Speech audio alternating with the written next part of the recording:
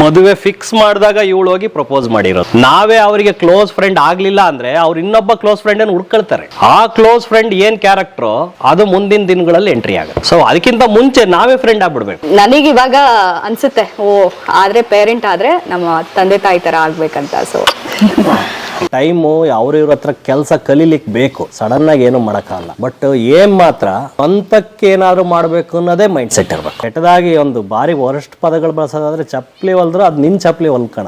ಏನಾಗಲಿ ಮುಂದೆ ಸಾಗುನಿ. ನಾನು ನನ್ನ ಪಾರ್ಟ್ನರ್ ವಿಚಾರದಲ್ಲೂ ದುಡ್ಡು ಎಷ್ಟು ಅರ್ನ್ ಮಾಡಿದ್ವಿ ಅಂತ ಇಬ್ರು ಕ್ಯಾಲ್ಕುಲೇಟ್ ಮಾಡಿಲ್ಲ. ನಮ್ಮ ಪಾರ್ಟ್ನರ್ಶಿಪ್ ಸ್ಟ್ರಾಂಗ್ ಆಗಿರೋ ಕಾರಣನೂ we both are not greedy. ಆ ಗ್ರೀಡಿ ಇದ್ರೆ ಒಡೆದೋಗುತ್ತೆ. ನಮ್ಮಿಬ್ಬರಿಗೂ ಮಾಡಬೇಕು, ಕೆಲಸ ಮಾಡಬೇಕು, ಒಂದು ಹೆಸರು ಮಾಡಬೇಕು ಅನ್ನೋದು ಇದ್ದೇ ಇದೆ.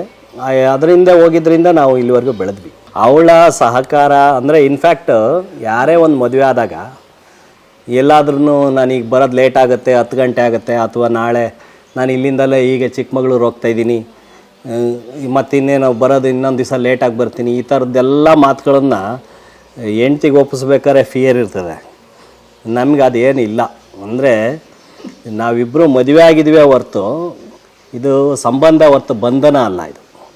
ಅಂದರೆ ನಮ್ಮಿಬ್ಬರ ರೀತಿನೂ ಲಿವಿಂಗ್ ಸ್ಟೈಲು ನನ್ನ ಫ್ರೀಡಮಿಗೆ ನನ್ನನ್ನು ಬಿಟ್ಟಿದ್ದಾಳೆ, ಅವಳ ರೀತಿ ಲಿವಿಂಗ್ ಸ್ಟೈಲಿ ನಾನು ಅವಳನ್ನು ಬಿಟ್ಬಿಟ್ಟಿದ್ದೆ. ಅಂದರೆ ನಾನು ನನ್ನ ವರ್ಷನಿಗೆ ಕರ್ಕೊಳಕ್ಕೆ ಹೋಗಿಲ್ಲ. ಇಬ್ಬರದು ಬೇರೆ ವರ್ಷನ್ ಆಫ್ ಲಿವಿಂಗ್. ನಾನು ಸ್ವಲ್ಪ ಎಲ್ಲ ಕಡೆ ಹೋಗೋದು, ಮಾತಾಡೋದು, ಅಥವಾ ಏನಾರು ಮಾಡೋಕ್ಕೆ ಹೊರಡೋದು, 5 ನಿಮಿಷ ಬಿಡುವಿಲ್ದೇ ನನ್ನ ಮೈಂಡ್ ಸರ್ಚ್ ಮಾಡ್ತಿರುತ್ತೆ ಏನಾರು ಹೊಸದು ಬೇಕಂತ. ಅವಳು ಹೆಂಗೆ ಅಂತಂದರೆ ಕೂಲಾಗಿ ಶಾಂತವಾಗಿ ಮನೆಯಲ್ಲಿ ಇರೋ ರೀತಿ, ಹೆಚ್ಚಿಗೆ ಏನು ಬಯಸ್ದವಳಲ್ಲ. ಅವಳ ಹೆಸರು ಕನಕಲತಾ. ನಾನು ಅವಳನ್ನ ಲತಾ ಅಂತ ಕರಿತೀನಿ, ಕನಕ ಅಂತ ಕರೆಯೋದೇ ಇಲ್ಲ, ಯಾಕೆಂದರೆ ದುಡ್ಡು ಕೇಳಬಾರ್ದಂತ. ಕನಕ ಅದ್ರ ಚಿನ್ನ ಅಲ್ಲೇ ಇದೆ. ಆದ್ರೂ ಅವಳು ಲತಾ ಥರನೇ ಇದ್ದಾಳೆ, ಯಾವತ್ತೂ ಕನಕ ಆಗೇ ಇಲ್ಲ. ಅವಳು ಬಿಟ್ಟಿರೋ ಫ್ರೀಡಮ್ಗೆ ನಾನು ಇಲ್ಲಿವರೆಗೂ ಬಂದಿರೋ ಜರ್ನಿ ಅಂತ ಹೇಳ್ಬೋದು. ನಾನು ಯಾವುದ್ರಲ್ಲೂ ನಾನು ಬಂಧನದಲ್ಲಿ ಬದುಕಿಲ್ಲ. ಇವತ್ತೂ ಮದುವೆಗಿಂತ ಮುಂಚೆ ಎಷ್ಟು ಫ್ರೀಡಮ್ನಲ್ಲಿದ್ದೆ, ಅದಾದ ನಂತರ ಎಲ್ಲೋ ಎಷ್ಟೋ ಜನ ಹೇಳ್ತಾರೆ ಮದುವೆ ಆದಮೇಲೆ ಹಂಗಾಗ್ತಾನೆ ಹಿಂಗಾಗ್ತಾನೆ. ಅವು ಯಾವ ಕತೆಗಳಿಲ್ಲ.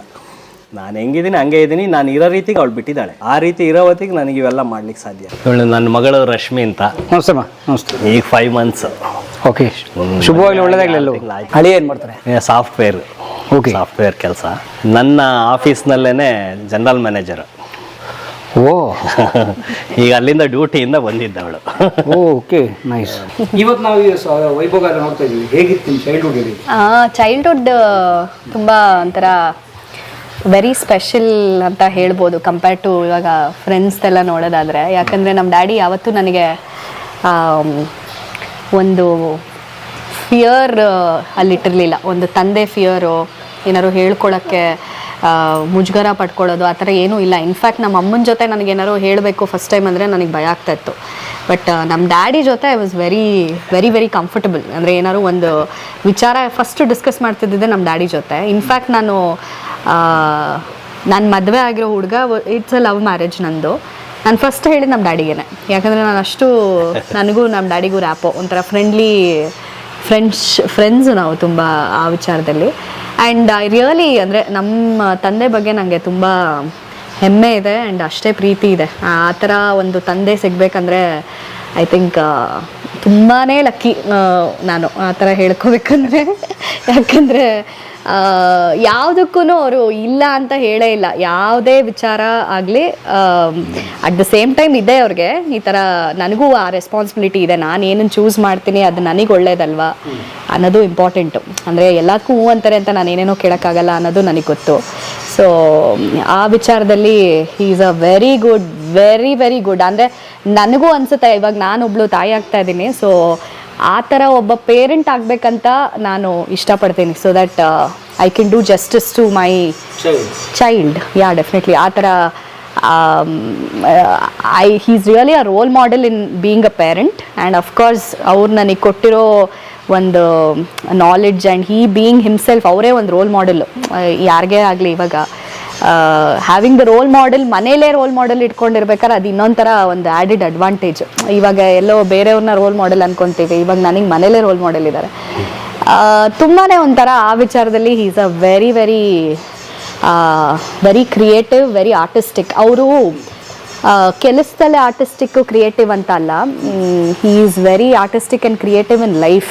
ಅವರಿಗೆ ಇವಾಗ ನಾವು ಈಗಿನ ಕಾಲದಲ್ಲೆಲ್ಲ ಡಿಪ್ರೆಷನ್ ಬಗ್ಗೆ ಎಲ್ಲ ಮಾತಾಡ್ತೀವಿ. ಅಯ್ಯೋ ನನಗೆ we need some external support, ನಮ್ಮನ್ನು ನೋಡ್ಕೊಳ್ಳೋಕ್ಕೆ ವಿ ನೀಡ್ ಆ ಲೋನ್ಲಿನೆಸ್ಸು ಅವೆಲ್ಲ ಇವಾಗ ತುಂಬ ಜನರಲ್ಲಿ ಕಾಮನ್ ಆಗಿಬಿಟ್ಟಿದೆ. ಬಟ್ ನಾನು ನಿಜವಾಗ್ಲೂ ಯೂಶಲಿ ನಾನೇನು ಅಬ್ಸರ್ವ್ ಮಾಡೋದಂದರೆ, ಇವ್ರು ಇದ್ದಾರಲ್ಲ ಇವ್ರಿಗೆ ಹೆಂಗೆ ಅಂದರೆ he knows how to take care of himself. ಅವ್ರಿಗೆ ಗೊತ್ತು ಹೆಂಗೆ ಇದ್ದರೆ ನಾನು ಖುಷಿಯಾಗಿರ್ತೀನಿ. ಸೊ ಅದು ಒಂದು ವಿಚಾರದಲ್ಲಿ ಅವರಿಂದ ನಾವು ತುಂಬಾ ಕಲಿಬೇಕು. ಒಬ್ಬರೇ ಇದ್ರೂ how to make yourself happy, ನಿಮ್ಮನ್ನು ಹೆಂಗೆ ಖುಷಿಯಾಗಿ ಇಟ್ಕೋಬೋದು, ಆ ವಿಚಾರದಲ್ಲೆಲ್ಲ ಈಸ್ ಅ ರೋಲ್ ಮಾಡೆಲ್. ಅಂದರೆ ರೋಲ್ ಮಾಡೆಲ್ ಅಂದರೆ ಜಸ್ಟ್ ಕ್ರಿಯೇಟಿವ್ ಆಗಿರಬೇಕು, ಅವ್ರ ಕೆಲಸದಲ್ಲಿ ಅವ್ರೇನೋ ಸಾಧನೆ ಮಾಡಿದ್ದಾರೆ ಅದಕ್ಕೆ ರೋಲ್ ಮಾಡೆಲ್ ಆಗಬೇಕಂತಲ್ಲ. ಲೈಫಲ್ಲೇ ಅವರೊಂದು being a human being it self is a role model ನನಗೆ ಆ್ಯಂಡ್ ಟು ಮೆನಿ ಪೀಪಲ್. ಅವ್ರ ಜೊತೆ ಮಾತಾಡಿದವರು, ಅವ್ರ ಫ್ರೆಂಡ್ಸು, ಅವ್ರ ಫ್ಯಾಮಿಲಿ, ಅವರೆಲ್ಲರೂ ಅದೇ ಹೇಳೋದು. I am definitely sure. ಆಮೇಲೆ ಅವ್ರಿಗೆ ಒಂಥರ ಏಜ್ ಲಿಮಿಟ್ ಇಲ್ಲ. ಇವಾಗ ನನ್ನ ಜೊತೆ ಮಾತಾಡ್ಬೇಕಾದ್ರೆ he will talk like a friend. 28 year ಓಲ್ಡ್ಗೆ ಇರಬೇಕಾಗಿರೋ ಒಂದು ಲೆವೆಲಿಗೆ ಬಂದು ಮಾತಾಡ್ತಾರೆ. ಅದೇ ಒಂದು ಏಜ್ಡ್ ಪರ್ಸನ್ ಜೊತೆ ಅವರಷ್ಟೇ ಏನಂತಾರೆ ಅವರಿಗೆ ತಕ್ಕನಾಗಿ ಮಾತಾಡ್ತಾರೆ. ಅದು ಯಾವುದೋ ಒಂದು ಮಗು ಜೊತೆ ಮಾತಾಡಿಸ್ತಿದ್ರೆ ಅಷ್ಟೇ ಲೈವ್ಲಿಯಾಗಿ ಮಗುನ ಆಟ ಆಡಿಸ್ಕೊಂಡು ಮಾತಾಡಿಸ್ತಾರೆ. ಹಿ ಹ್ಯಾಸ್ ನೋ ಲಿಮಿಟ್, ಏನೂ ಬೌಂಡ್ ಇಲ್ಲ ಅವ್ರಿಗೆ, ಹಿಂಗೆ ಇರಬೇಕು. ಐ ಆಮ್ ಲೈಕ್ ಇವಾಗ ನಾನು 50 ಕ್ರಾಸ್ ಮಾಡಿದ್ದೀನಿ, ಸೊ ನಾನು ಐ ಶುಡ್ ಬಿ ಸ್ಟ್ರಿಕ್ಟ್, ಆ ಥರ ಏನಿಲ್ಲ. So he is very open and ತುಂಬಾ ಅಡ್ಜಸ್ಟಿಂಗ್ ನೇಚರ್. ಅಂದರೆ ಯೂಶಲಿ ಲೈಕ್ ವಾಟರ್ ಅಂತಾರಲ್ಲ, ಈ ವಾಟರ್ ಯಾವುದೇ ಕಂಟೈನರಲ್ಲಿ ಹಾಕಿದ್ರು it will take it shape. So ಆ ಥರ ಯಾವುದೇ ಸಿಚುವೇಶನಲ್ಲಿ ಹಾಕಿದ್ರು he is ready, he will take over the job. ಅಂದರೆ ಯಾವುದೇ ಕೆಲಸ ಹಿಡಿದ್ರೂ he wants to give his best. ಅದು ತುಂಬ ಇಷ್ಟ ಆಗುತ್ತೆ ನನಗೆ. ಆ್ಯಂಡ್ ನನಗೂ ಬಂದ್ಬಿಟ್ಟಿದೆ ಅದು ಪರ್ಫೆಕ್ಷನಿಸ್ಟ್ ಒಂದು ಅರ್ಜ್ ಫಾರ್ ಪರ್ಫೆಕ್ಷನ್ ಅಂತಾರಲ್ಲ, ಅದು ತುಂಬ ಇದೆ ನಮ್ಮ ತಂದೆಯಲ್ಲಿ. ಆ್ಯಂಡ್ ಡೆಫಿನೆಟ್ಲಿ ಅವ್ರ ಮಗಳಾಗಿ ನನಗೆ ನಾನೇನು ಸಾಧನೆ ಮಾಡ್ತೀನೋ ಬಿಡ್ತೀನೋ ಅನ್ನೋಕ್ಕಿಂತ I really want to try to be successful. ಅಂದರೆ ಮಾಡೋದು ಬಿಡೋದು secondary, but having him as a father itself is a responsibility, and I take it in a very ಒಳ್ಳೆ ರೀತಿನಲ್ಲಿ ತಗೋತೀನಿ. ಅದೇನು ಒಂದು ಹೆವಿ ಒಂದು ವೆಯ್ಟ್ ಅಂತ ತಗೊಳ್ಳಲ್ಲ. So I am really happy in that way. ಅಂದರೆ having a friend and a father and a brother and what not. And ಇಷ್ಟು young father, young looking father ಯಾರಿಗೂ ಸಿಗಲ್ಲ ಅನ್ಕೊತೀನಿ, ನನಗೆ ಸಿಕ್ಕಿದ್ದಾರೆ. So I am very lucky in that way also. I am very thankful to God. ನಿಜವಾಗ್ಲೂ mostly ಹೋದ ಜನದಲ್ಲಿ ನಾನೇನೋ ಮೇ ಬಿ ನಾನೇನು ಮಾಡಿದ್ನೋ ಗೊತ್ತಿಲ್ಲ, that I got these parents. Even ನಮ್ಮಮ್ಮ ಕೂಡ, she is both of them are really. ಇವತ್ತು ನಮ್ಮ ಡ್ಯಾಡಿ ಇಂಟರ್ವ್ಯೂ ಆಗಿರೋದ್ರಿಂದ ಬರೀ ನಮ್ಮ ಡ್ಯಾಡಿ ಬಗ್ಗೆ ಮಾತಾಡ್ತಿದ್ದೀನಿ, ನಮ್ಮ ಅಮ್ಮನ ಬಗ್ಗೆನೂ ತುಂಬ ಇದೆ. But still both are very very good. And ನನಗಿವಾಗ ಅನಿಸುತ್ತೆ, ಆದರೆ ಪೇರೆಂಟ್ ಆದರೆ ನಮ್ಮ ತಂದೆ ತಾಯಿ ಥರ ಆಗಬೇಕಂತ. So I am really happy. ಇಲ್ಲ, ಅದು ಆ್ಯಕ್ಚುಲಿ ಇಡೋದ್ರಲ್ಲಿ ಬಿಡೋದ್ರಲ್ಲಿ ಅಲ್ಲ ಇರೋದು. ನೀವು ಅವ್ರನ್ನೆಷ್ಟು ಅರ್ಥ ಮಾಡ್ಕೊಂಡಿದ್ದೀರಾ, ನಮ್ಮನ್ನೆಷ್ಟು ಅವ್ರನ್ನ ಅರ್ಥ ಆಡೋಕ್ಕೆ ಪ್ರಾವಿಷನ್ ಕೊಟ್ಟಿದ್ದೀರಾ ಅನ್ನೋದು ಇಂಪಾರ್ಟೆಂಟ್.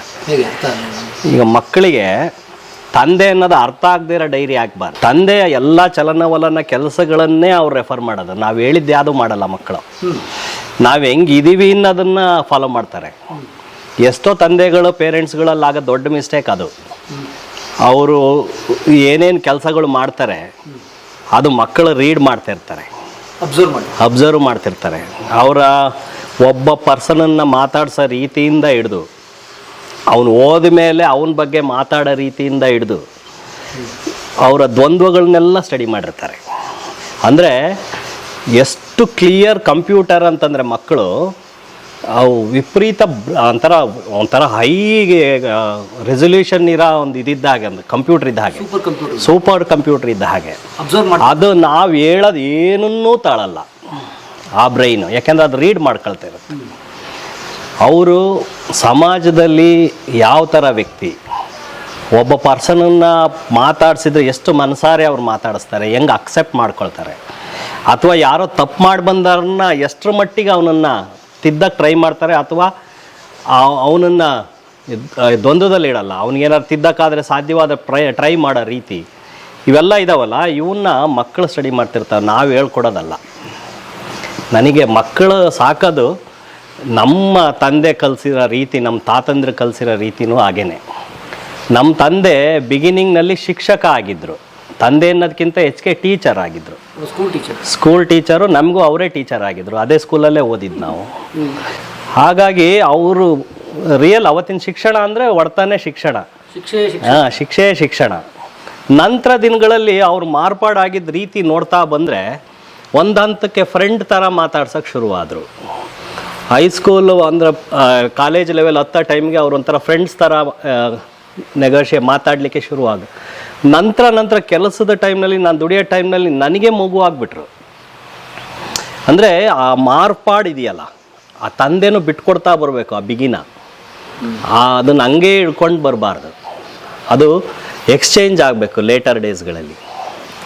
ಹಾಗೆ ಮಕ್ಕಳು ನಾವೇನು ಮಾಡ್ತೀವಿ, ನಾವು ಕೆಲಸ ಮಾಡೋ ರೀತಿ, ನಮ್ಮ ಶ್ರದ್ಧೆ, ರಾತ್ರಿ ಎಲ್ಲ ಕೂತ್ಕೊಂಡು ಕೆಲಸ ಮಾಡೋದು, ಇದನ್ನು ನಾನು ಹಿಂಗೆ ಮಾಡ್ತಿದ್ದೀನಿ ನೋಡು ಅಂತ ಹೇಳೋದ್ಕಿಂತ ಅವು ನಮ್ಮನ್ನು ನೋಡ್ತಿರ್ತವೆ. ನಮ್ಮ ವರ್ಕಾಲಿಕ್ನೆಸ್ಸು, ನಾವು ಒಂದು ಕೆಲಸ ಹಿಡಿದ್ರೆ ಬಿಡದೆ ಮಾಡೋ ರೀತಿ, ಮತ್ತು ಅದೇ ವಿಷಯದ ಬಗ್ಗೆ ಮಾತಾಡೋ ರೀತಿ, ಮಾತಾಡೋದ್ರಲ್ಲೂ ವ್ಯತ್ಯಾಸಗಳಿದ್ದಾವೆ. ಎಷ್ಟೋ ಮನೆಗಳಲ್ಲಿ ಬೇರೆಯವ್ರ ಮನೆ ವಿಚಾರ ಮಾತಾಡ್ತಾರೆ, ನಾವು ಕೆಲಸದ ವಿಚಾರ ಮಾತಾಡ್ತೀವಿ. ಏನಾದರೂ ವರ್ಕು ಕಾನ್ಸೆಪ್ಟು, ನನಗೆ ಹೆಂಗೆ ಅಂದರೆ ಏನಾದ್ರು ಒಂದು ಕಾನ್ಸೆಪ್ಟು ಆವಾಹನೆ ಆಯ್ತು ಅಂದ್ಬಿಟ್ರೆ ಯಾರ ಹತ್ರನ ಅದನ್ನು ತಮಾಷೆಗಾದರೂ ಆ ವಿಷಯ ತಗೊಂಡು ಮಾತಾಡ್ತಿರ್ತೀನಿ, ಯಾರಿಗಾದ್ರೂ ಸುಮ್ಮನೆ ಅದನ್ನು ಎಕ್ಸ್ಪ್ಲೈನ್ ಮಾಡೋಕ್ಕೆ ಶುರು ಆಗ್ತಿರ್ತೀನಿ. ಈ ಆವಾಹನೆ ಇದಿದೆಯಲ್ಲ, ಇನ್ವಾಲ್ವ್ಮೆಂಟು, ಇದನ್ನು ಮಕ್ಕಳು ಅಬ್ಸರ್ವ್ ಮಾಡಿರ್ತವೆ, ನಾವು ಹೇಳೋ ಮಾತನ್ನಲ್ಲ. ಹಂಗಾಗ್ಬಿಟ್ಟು ನಾವು ತೆರೆದುಕೋಬೇಕು ಫಸ್ಟು, ಅವ್ರು ನಮ್ಮನ್ನು ಅರ್ಥ ಮಾಡ್ಕೊಳ್ಬೇಕು. ಆಮೇಲೆ ನಾವು ಮಕ್ಕಳನ್ನ ಅರ್ಥ ಮಾಡ್ಕೊಳ್ಳೋದು ದೊಡ್ಡ ಸ್ಕೇ ಅಲ್ಲ, ನಮ್ಮದು ಗ್ರೋನ್ ಬ್ರೈನು. ನಾವು ಅವ್ರ ನಡೆ ನುಡಿ, ಅವ್ರು ಮಾತಾಡ್ತಿರೋ ರೀತಿ, ಅಥವಾ ಎಲ್ಲೋ ಒಂದು ಕಡೆ ಬೇರೆ ತಪ್ಪು ದಾರಿಗೆ ಎಳೆದಾಗ ಅವ್ರನ್ನ ಯಾವ ರೀತಿ ಅಂದರೆ ಮೈ ಮೇಲೆ ಆಲ್ ಆಫ್ ಎ ಸಡನ್ ಬಿದ್ದಂಗೆ ಮಾಡ್ಕೊಂಡು ಏನೋ ಸ್ಟ್ರೈಕ್ ಮಾಡ್ದಂಗೆ ಮಾಡೋದ್ರ ಬದಲು ಅದನ್ನು ಯಾವ ರೀತಿ ಸಾಫ್ಟಲ್ಲಿ ಅದನ್ನ ಇಡ್ಬೋದು, ಇದೇ ಕೆಲಸನ ನೀನು ಇನ್ನೊಂದು ರೀತಿ ಹೆಂಗೆ ಮಾಡ್ಬೋದು ಅಂತ ಹೇಳ್ಬೇಕು. ಹಿಂಗೆ ಮಾಡಬೇಡ ಅನ್ನೋ ಪದ ಇದೆಯಲ್ಲ, ನೆಗೆಟಿವ್ ಪದಗಳು, ಅವು ಬಳಸಬಾರ್ದು. ಡೋಂಟ್ ಅನ್ನೋದು ಬಳಸಬಾರ್ದು. ಅದನ್ನೇ ನೀನು ಈ ರೀತಿ ಮಾಡ್ಬೋದಾಗಿತ್ತು ಅಂತ ಹೇಳ್ಬೋದು. ಆ ರೀತಿ ಮಕ್ಕಳ ಮತ್ತು ತಂದೆ ಮಧ್ಯದಲ್ಲಿನ ಒಂದು ಬಾಂಧವ್ಯ, ಎಷ್ಟೋ ಜನ ಎಲ್ಲ ಥರದ ಇದನ್ನು ಮಾಡ್ತಾ ಇರ್ತಾರೆ, ಅಭ್ಯಾಸಗಳನ್ನು. ಆ ಮನೆಯಲ್ಲಿ ಮಕ್ಕಳೇನು ದಡ್ರಲ್ಲ, ಅವನ್ನು ಅವಾಗಲೇ ಅಬ್ಸರ್ವ್ ಮಾಡಿಬಿಟ್ಟಿರ್ತಾರೆ. ನಾವೇನೇ ಮುಚ್ಚಿಟ್ರು ಗೊತ್ತಾಗ್ಬಿಡುತ್ತೆ. ತೆರೆದ ಪುಸ್ತಕ ಆದರೆ ಭಯ ಇರಲ್ಲ, ಆಮೇಲೆ ತೆರೆದ ಪುಸ್ತಕ ಆದರೆ ಸುಳ್ಳಿರಲ್ಲ. ಫಸ್ಟು ಅಷ್ಟನ್ನು ಬೆಳೆಸ್ಕೊಂಡು ಬಿಟ್ರೆ ಮಕ್ಕಳು ಬೆಳೆಸೋದು ಈಸಿ. ಸೊ ನಾನು ಅರ್ಥ ಮಾಡ್ಕೊಂಡಿದ್ದೀನಿ ಮಾತಲ್ಲಿ. ಉದಾಹರಣೆಗೆ ಮಕ್ಕಳು ಯಶಸ್ವಿಯಾಗಿದ್ದಾರೆ, ಸರಿದಾರಲ್ಲಿದ್ದಾರೆ ಅಂದ್ರೆ ಅದಕ್ಕೆ ಪೇರೆಂಟ್ಸ್, ಹೌದೌದು, 100%, ಹೌದೌದು, 100% ದೇ ಶುಡ್ ಅಕ್ಸೆಪ್ಟ್ ಇಟ್. ಅದರಲ್ಲಿ ಏನು ಬೇರೆ ಇದೇ ಇಲ್ಲ. ಮಕ್ಕಳು ಯಾವತ್ತೂ ತಪ್ಪು ದಾರಿಗೆ ಅವಾಗೆ ಹೋಗೋಕ್ಕೆ ಸಾಧ್ಯ ಇಲ್ಲ. ಎರಡು ರೀತಿ ಆಗುತ್ತೆ. ಇನ್ನೊಂದು, ಅವರು ಹೋಗಿ ಕನೆಕ್ಟ್ ಆಗೋ ಪರಿಸರದ ಮೇಲೂ ಒಂದೊಂದು ಸಾರಿ ಲೆಕ್ಕ ಬರುತ್ತೆ. ಈಗ ಫಾರ್ ಎಕ್ಸಾಂಪಲ್ ಕಾಲೇಜ್ ಲೆವೆಲ್ಗೆ ಹೋದಾಗಲೂ ಇನ್ಯಾವುದೋ ಹೋದಾಗ ನಾವು ಅವ್ರನ್ನ ಹೆಚ್ಚಿಗೆ ಎನ್ರೋಲ್ ಮಾಡ್ಕೊಳ್ದೆ ಇದ್ದರೆ ಆ ಟೈಮ್ನಲ್ಲಿ ಅವ್ರು ಇನ್ನೊಬ್ಬರನ್ನ ಎನ್ರೋಲ್ ಮಾಡ್ಕೊಬಿಡ್ತಾರೆ. ನಾವೇ ಅವರಿಗೆ ಕ್ಲೋಸ್ ಫ್ರೆಂಡ್ ಆಗಲಿಲ್ಲ ಅಂದರೆ ಅವ್ರು ಇನ್ನೊಬ್ಬ ಕ್ಲೋಸ್ ಫ್ರೆಂಡನ್ನು ಹುಡ್ಕೊಳ್ತಾರೆ. ಆ ಕ್ಲೋಸ್ ಫ್ರೆಂಡ್ ಏನು ಕ್ಯಾರೆಕ್ಟ್ರೋ ಅದು ಮುಂದಿನ ದಿನಗಳಲ್ಲಿ ಎಂಟ್ರಿ ಆಗುತ್ತೆ. ಆ ಒಳಗಡೆ ಕಲ್ಮಶ ಇಲ್ಲದೆ ಇರೋ ಮನಸ್ಸಿರುತ್ತೋ ಅಷ್ಟು ಅವರು ಆ ರೀತಿ ತಿದ್ದುಕೊಳ್ತಾರೆ. ಆ ಥರ. ಸೊ ಅವ್ರು ಹೇಳಿದ್ರು ಲವ್ ಮ್ಯಾರೇಜ್ ಅಂತ. ಸೊ ಹೌದಾ, ತುಂಬ ಜನಕ್ಕೆ ತಾವೇ ಲವ್ ಮ್ಯಾರೇಜ್ ಆಗಿದ್ರೆ ಮನಸ್ಸು ಭಾಳ ಹಿಡಿತಿರುತ್ತೆ. ಇನ್ನು ಬೇರೆ ನಾನು ನೋಡಿದ್ರೆ ಹುಡುಗನ ಪ್ರೀತಿಸ್ತಿದ್ದಾರೆ. ಸೊ ಹೇಗೆ how did you accept? Love marriage ಒಂಥರ ವಿರೋಧಿಸೋದು ನಮ್ಮ ಓದ್ ಜನ್ರೇಷನಲ್ಲೇ ಎಂಡ್ ಆಗಿಬಿಟ್ಟಿದೆ ಅದು. ಯಾಕೆ ಅಂತಂದರೆ ನಮ್ಮ ತಂದೆ ಕಾಲದಿಂದಲೇ ನಮ್ಮ ತಂದೆನೇ ನಮಗೆ ಜಾತಿ ಬಗ್ಗೆ ಹೇಳಿದ್ದಿಲ್ಲ. ಜಾತಿ ಬಗ್ಗೆ ಬಲವಾದ ಒತ್ತಡಗಳು, ಹಿಂಗೆ ಇರಬೇಕು ಅಂತ ಹೇಳಿದ್ದಾರೆ. ಅದನ್ನು ಓದ್ ಜನ್ರೇಷನ್ನಲ್ಲೇ ಡೈಲ್ಯೂಟ್ ಆಗಿಬಿಟ್ಟಿದೆ ನಮ್ಮಲ್ಲಿ. ಏನಂದ್ರೆ ನಾವು ಕೇಳೋದು ಅವನಿಗೆ ಬೇರೆ ಕಾಸ್ಟ್ ಅನ್ನೋದಕ್ಕಿಂತ ನಮಗೊಂದು ಪೇರೆಂಟಲ್ ಫಿಯರ್ ಇರುತ್ತೆ. ಅವನು ಏನು ಕ್ಯಾರೆಕ್ಟರ್ ಅನ್ನೋದು ಇಂಪಾರ್ಟೆಂಟ್, ಕಾಸ್ಟ್ ಅಲ್ಲ. ಅವನು ಇವಳು ಹೋಗಿ ಆರಿಸಿರ್ಬೇಕಾದ್ರೆ ಎಂಥವನ್ನ ಆರಿಸಿರ್ತಾಳೋ ಅಥವಾ ಅವನು ಸಮರ್ಥನೋ, ಇದೊಂದು ಫಿಯರ್ ಇರುತ್ತೆ. ಹಿಂಗಂತ ಸಡನ್ನಾಗಿ ಅವಳು ಹೇಳಿದ ತಕ್ಷಣ ಅಂತ ಹೇಳ್ಬಿಟ್ಟೆ ಅನ್ನೋದು ಸುಳ್ಳು. ನಾವು ಅದನ್ನು ತರ್ಕ ಮಾಡಿರ್ತೀವಿ. ಅವನು ಯಾರು, ಅವನು ಹೇಗೆ, ಅವ್ನು ಮಾತಾಡೋ ರೀತಿ ಹೇಗೆ. ಯಾಕೆ ಅಂತಂದರೆ ಯಾವುದೇ ಒಂದು ಅನ್ನ ಬೆಂದಿದ್ರೆ ಒಂದು ಅಗಳನ್ನು ಪ್ರೆಸ್ ಮಾಡಿ ನೋಡಿದರೆ ಸಾಕು. ಸೊ ಅವನು ಭೇಟಿ ಆದಮೇಲೆ ಆದದ್ದು ಅನುಭವಗಳು ಇವನ್ನೆಲ್ಲವನ್ನು ನೋಡಿ ಒಂದು ತಾರ್ಕಿಕ ರೂಪಕ್ಕೆ ಬಂದಾದ್ಮೇಲೆ ಅದು ಬೆಟರ್ ಅನಿಸುತ್ತೆ. ಆ ಥರದ್ದೊಂದು ಪ್ರೋಸೆಸ್ ಆಗಿದೆ. ಅಲ್ಲ, ಅದು ನಮ್ಮ ಒಳಗಡೆ ಆಗಿರುತ್ತೆ, ಮಂಥನ ಆಗಿರುತ್ತೆ ಅದು. ಅವಳಿಗೆ ಆಲ್ ಆಫ್ ಎ ಸಡನ್ನು ಆಯಿತು ಅನ್ನೋದಕ್ಕಿಂತ ಆಯಿತು ಕರ್ಕೊಂಡು ಬಾ ಮಾತಾಡ್ಸೋಣ, ಹೇಗೆ, ಎಲ್ಲಿಂದ ಪರಿಚಯ, ಹೆಂಗಾಯಿತು. ಈಗ ಅವಳು PUನಲ್ಲಿ ಕ್ಲಾಸ್ಮೇಟ್ಸ್ ಅವರು ಇಬ್ಬರೂ ಅವಾಗ ತುಂಬ ಟಾಪರ್ಗಳು ಇಬ್ಬರೂ. ಆ ನಂತರ ದಿನಗಳಲ್ಲಿ ಅವನದು ಬೇರೆ ಕಾಲೇಜ್ ಆಯಿತು, ಇವಳು ಬೇರೆ ಕಾಲೇಜ್ ಆಯಿತು. ಮದುವೆ ಫಿಕ್ಸ್ ಮಾಡಿದಾಗ ಇವಳು ಹೋಗಿ ಪ್ರಪೋಸ್ ಮಾಡಿರೋದು, ಅಂದರೆ ನನಗೆ ನಿನ್ನ ಬಗ್ಗೆ ಅನಿಸುತ್ತೆ ಅಂತ ಅವ್ನ ತಮ್ಮನ ಜೊತೆಗೆ ಹೋಗಿ. ಸೊ ಅಲ್ಲಿ ಸ್ವಚ್ಛತೆ ಇದೆ. ಅಂದರೆ ಫಿಕ್ಸ್ ಮಾಡಬೇಕು ಅನ್ನೋ ಟೈಮಿಗೆ ಗಂಡು ಹುಡುಕ್ತಾ ಇರೋ ಟೈಮಿಗೆ ಇನ್ನು ನಾವೆಲ್ಲ ತಯಾರಿ ಮಾಡ್ಕೊಳ್ಳೋ ಟೈಮಿಗೆ ಇವಳಿಗೆ ಒಂದಷ್ಟು ಆಫರ್ಗಳು ಹೇಳಿದ್ವಿ.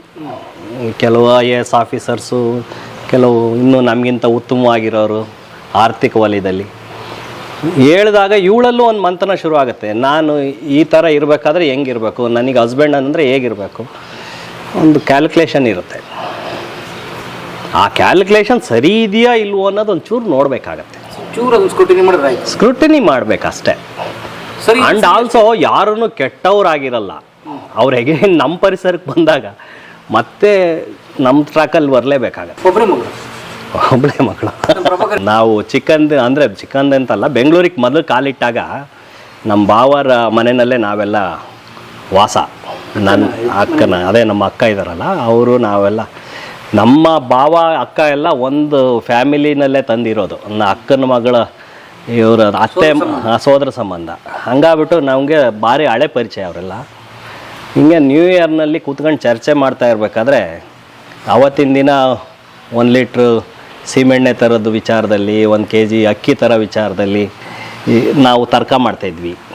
ಅಂದರೆ ಖರ್ಚಿನ ವಿಚಾರದಲ್ಲಿ ನಮಗೆ ಅನಿಸಿದ್ದು ಬೆಂಗಳೂರಿನಲ್ಲಿ ನಾವೇನು ಅಂಥ ದೊಡ್ಡ ಸಾಧನೆ ಮಾಡೋಕ್ಕಾಗದಿದ್ರೂ ಹೊಣೆ ಅನ್ನೋದು ನೆಕ್ಸ್ಟ್ ಜನ್ರೇಷನ್ಗೆ ಭಾರವಾಗಬಾರ್ದು, ಒಬ್ಬೊಬ್ಬರೇ ಮಕ್ಕಳನ್ನ ಹೊಂದಬೇಕು ಅಂತ ಹೇಳ್ಬಿಟ್ಟು ಹಿಂಗೆ ಚರ್ಚೆ ಮೇಲೆ ಚರ್ಚೆ ಶುರುವಾಗಿ ಅದು ಸೀರಿಯಸ್ ಮ್ಯಾಟ್ರ್ ಆಗಿ ಅವತ್ತಿನ night we are taken a oath, ಎಲ್ಲರೂ ಸಿಂಗಲ್ ಚೈಲ್ಡ್